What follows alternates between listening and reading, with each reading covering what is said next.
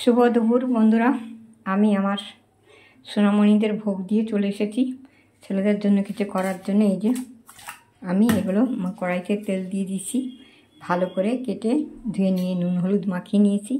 এবার এগুলো একটু ভেজে নেব।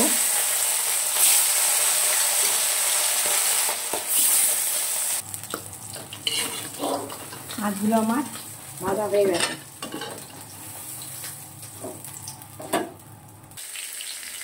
কাঁচা লঙ্কা আর জিরে দিয়ে দিয়েছি। এখানে জিরে আর কাঁচা লঙ্কা রেখেছিলাম, এই দেখো জিরে আর কাঁচা লঙ্কা দিয়ে দিয়েছি। ঢালার সময় দেখাতে ভুলে গেছি। জিরে আর কাঁচা লঙ্কা দেওয়ার পর এবারে আলু কেটে ধুয়ে রেখেছি, এবার আলুগুলো দিয়ে দিলাম। আদা কুচনো, পেঁয়াজ রসুন কুচনো, নুন হলুদ টমেটো,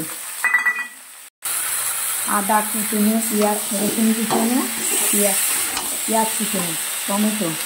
এবারে ধনের গুঁড়ো 1 চামচ, জিরের গুঁড়ো 1 চামচ আর কাশ্মীরি লঙ্কার গুঁড়ো 1 চামচ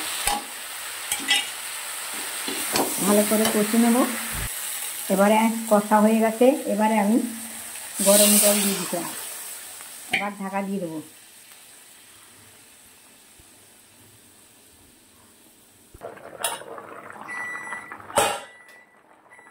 একটু গরম মশলা দিয়ে দিলাম।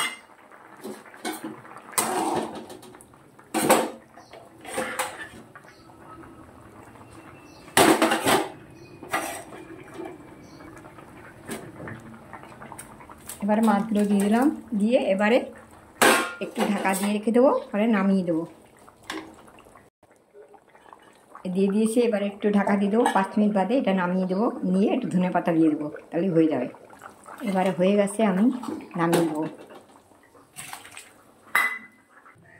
হয়ে গেছে আমার ছেলেদের জন্য একটা খুবই সাধারণ, খুবই টেস্টি রেসিপি।